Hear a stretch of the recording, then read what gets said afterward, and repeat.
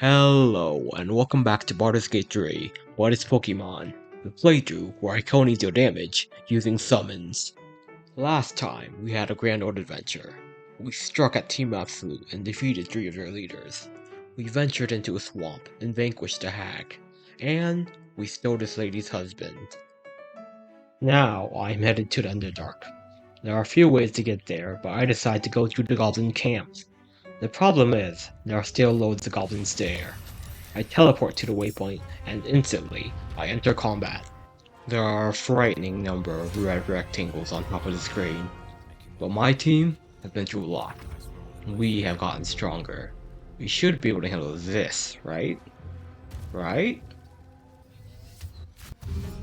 The onslaught ensues. A storm of goblins and arrows surge forth. Meanwhile, I scramble to deploy my Pokemon. Honedge, Scratch, Mariana, go. We strike back, but there are many foes to get through.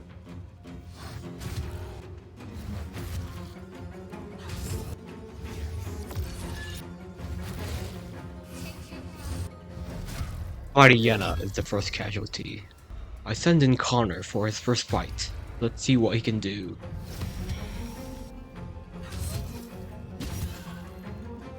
It is a very drawn-out battle. We attack and attack, but there seems to be no end to the goblins. Not to mention, there is an ogre I'm going to have to deal with, once he's done smacking down Will. We actually managed to stand our ground, and hold against the goblins. But then, things start falling apart. Will gets crushed by the ogre. Honedge faints. Scratch faints. Implant faints. And Honedge faints again. At this point, things are looking dire. All I have left is Quasitor. My Quasitor hits the goblin, and something really weird happens. Look at that, he just runs off the screen. Now he's out of the battle. I have no idea what happens there. But anyways, the battle continues. I send Gale to revive Will, but then he gets assassinated. Shadowheart gets a beatdown from the ogre. Things aren't looking good. It is then I have a crazy revelation. Connor can be resummoned again and again without needing to rest. This changes everything. I mean, don't get me wrong, Connor isn't some super powerful Pokemon or anything, just 4 to 9 damage a hit, but it is extremely useful to have a body that just takes hits and distracts enemies. Just look at this, the ogre doesn't know what to do, he just keeps smacking and Connor just keeps getting back up. We take the victory. That ogre didn't stand a chance against Connor. From there, we can finally head into the Underdark. I wonder what kind of Pokemon are waiting for us here. We find some wild Pokemon right away, and suffice to say, we get completely wrecked. Whoa! You can't say we didn't put up a fight. We get the Minotaurs pretty low, but it is still a devastating loss. Turns out our team is weak against AoE. I suspect that will be a reoccurring theme in this playthrough. I decide to avoid the Minotaurs. On an offbeaten path, I find a sword and a stone. I pull it out and realize it is the perfect weapon for this playthrough. It has an aura that increases the attack rolls of nearby allies. What a lucky find. Next, we get ambushed by Boulette. It starts the fight by using Dig. I use this as an opportunity to try out my new sword, and we actually do pretty well against it. The sheer might of my team strikes terror into its heart, and it runs away. From there, we meet the mushroom Pokemon, and I head into the grotto. There, we make all kinds of friends. I meet a disco mushroom, a bookish hobgoblin, and a friendly woodman. One of the Myconids even joins us temporarily. We set off on our next adventure. You see, Disco Mushroom gave us a quest to defeat this guy. He's kind of like a lumberjack, but instead of cutting down trees, he cuts down Pokemon. And it's up to us to stop him. A ballet? Never faced one. Not yet, anyway. Will apparently has amnesia. We find the man we're looking for, and get ready to teach him a lesson. The battle starts off well enough. We get in some good hits, and we seem to have the advantage.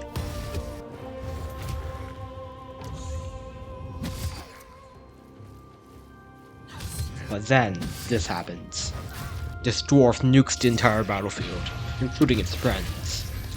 As funny as that is, it hurts us, but it hurts them. Mariana faints, and Implet is critically hurt. I send in Boryon, but Implet dies. Things are looking a little worse, but I'm still in a good position to win.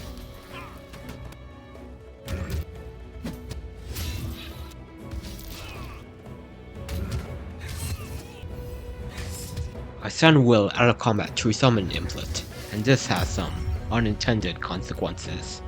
I aggro onto a zombie that was supposed to be part of the fight, but wasn't, and for some reason Glut just leaves the battle.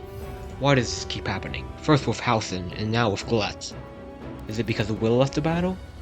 Probably. Anyways, the battle continues, and it takes so goddamn long, just because of this one dwarf with rage. I'm not even kidding, it took almost 10 minutes to beat him, and even longer for me to edit it so you can watch me beat the snot out of him. We return to Disco Mushroom and get a reward for our efforts. He also gives us a new quest. We are to defeat this guy. Imagine, the worst person you know, but they're also a slave owner. That's him. We steal a boat and cross the lake. Then the team finally hits level 5, an important milestone. Muddy Yenna evolves into Muddier Yenna, and he gets a cool helmet, and Implet now has an extra attack. And I don't like pig shit, but damned if your mouth ain't spewing it. I decide to try out our new power-ups on these dwarves. We absolutely crushed them. In the middle of battle, Shadowheart reveals her new Pokemon, Skeleton. Finally, we have a Pokemon with a ranged attack. Next, we find some dwarves abusing some Tauruses. And we can't let that slide. We work with the Tauruses to teach them a lesson, and we take another easy victory. I change Gale back into a wizard, and he gets a new Pokemon, Zombob. I am now ready to face Nier. The problem is he's behind these rocks, so I send Connor in to clear the way, and the battle commences. Although things do not go as planned, Ash gets confused, and Shadowheart accidentally smacks Crowley. I broke the rules. I probably wasn't gonna win anyway, so I reload. I then realized my plan was absolutely stupid. There is actually no reason to free Nier before I defeat his allies first, so I decide to clear out the area before I face Nier. I start with G4, who are a bit isolated from everybody else. That was easy enough, but the rest of the enemies are bunched up together, and it's impossible to avoid a big fight. I initiate battle.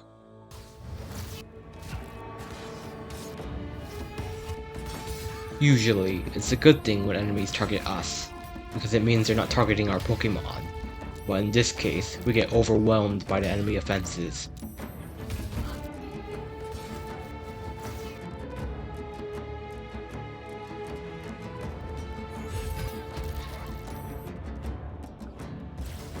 We put up a decent fight overall, but our trainers fall, and we lose. This time, we start the battle occupying the high ground. Gale gives Skeleton haste. This battle starts off far better than the previous. We lash out at them full force.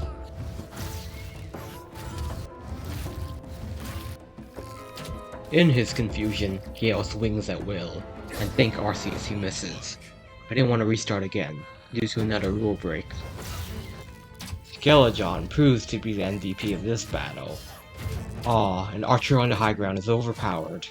It truly is a Larian Studios game.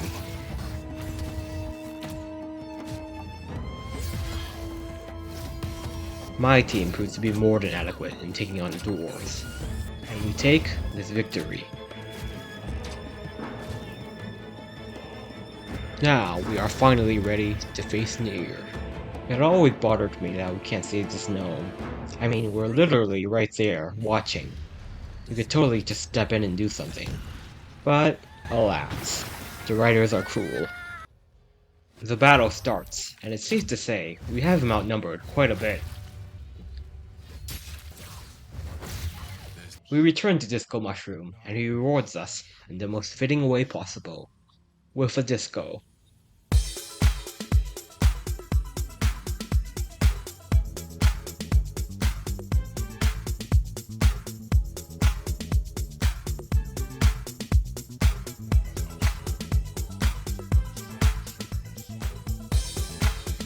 Wow, what a performance. Now I'm ready to go to Act 2. First, however, we meet Gale's granddad. And Gale learns explosion. I understand, Gale. Sometimes my family makes me want to explode too. We make it to the Shadowcrest lands, and we meet, whatever this thing is. It offers us passage across the Shadowcrest lands. I mean, I guess if no one else is offering. We follow the Spider-Man reject, until we notice an ambush ahead. Here, we have a choice to make. We can stick to this collection of freaks, or switch sides to the Harpers. I decide to join the Harpers. We thought they were true souls! Traitors! Oh no, I kinda feel bad now. He trusted us. I start combat in sort of an awkward spot. I don't really get to choose my positioning, so we're all kind of bunched up together. Also, I realize I forgot to summon Skeleton and Zombob, and there are no bodies nearby where I can summon them from. Oops. None of this is ideal, but at least I have some allies to help me with this battle. Try to make do with the situation, and we stand our ground somewhat decently, but everything falls apart when this happens. The fireball scorches nearly my entire team. I keep fighting, but it's pretty much over at this point. The Drider cleans up. Again, AoE attacks are the bane of my team. On my second attempt, I make it a priority to target the mage. I surround him to put some pressure on him, but he strikes back hard with a cloud of daggers. It cuts up my team and straight up eliminates Implet. Although, the cloud of daggers seems to backfire a little bit, as the enemies foolishly walk into it. We trade blows. Boryon's charge attacks tears through the enemies. And the fireball comes out, but it's not the most devastating one. It downs Gale and heavily injures Will. But let's be honest, those two are probably the least important members of the team. Let's be thankful the fireball didn't hit Boryon or Honedge. Shadowheart falls. Now things are getting concerning. But one of the Harpers finishes off the mage. Finally, they do something useful. We won't have to worry about fireballs anymore. I bring Shadowheart and Gale back to their feet, and now I can feel the tide of battle starting to turn. The enemy numbers dwindle, but we begin to rally. I bring in Skeleton. I can feel victory close at hand, but it is not over yet. There is still one fearsome foe we need to take down. The Drider is perhaps the toughest enemy we've faced yet. He has a whopping 184 hit points and 19 armor, but you know what he doesn't have? Friends, because we killed them all. We surround him and beat him up. The Drider is still difficult to hit, but with Bless and the singing sword buff, we have the edge we need to close this fight.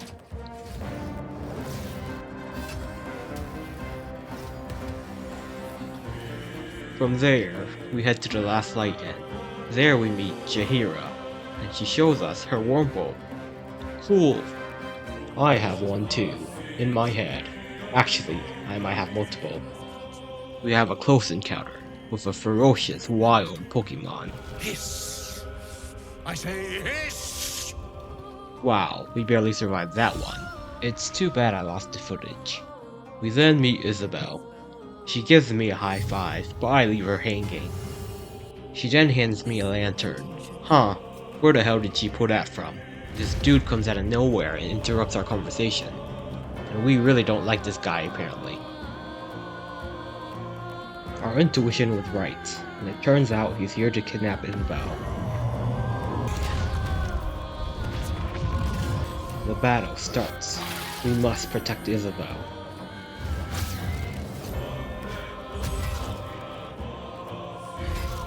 My first attempt probably couldn't have gone any worse.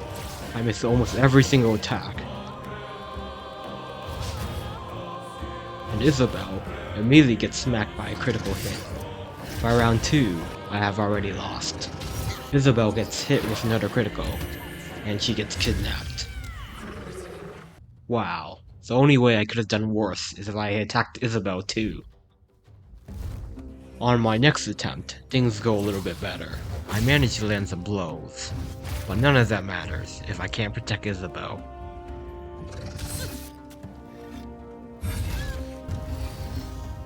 Our enemies are shockingly fast, and out of nowhere, Isabel is suddenly surrounded, and I find myself in a race to eliminate the enemies before they eliminate her. But it feels like a race I'm losing. I do my best to sustain Isabel. I even have Gale reduce her size to make her harder to hit. My Pokemon bravely battle the ghouls, but it is to no avail. Isabel gets kidnapped again.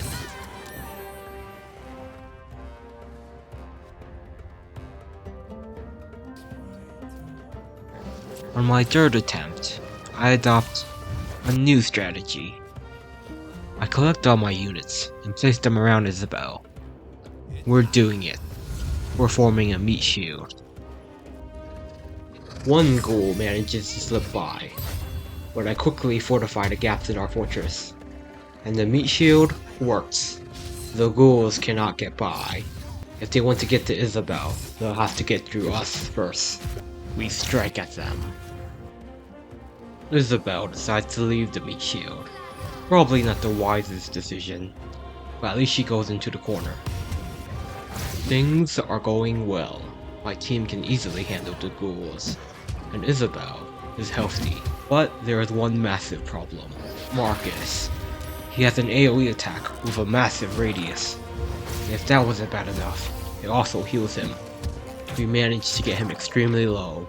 He's at 6 HP. But he reverses all our efforts in one fell swoop. This is not good. I just can't seem to finish him off.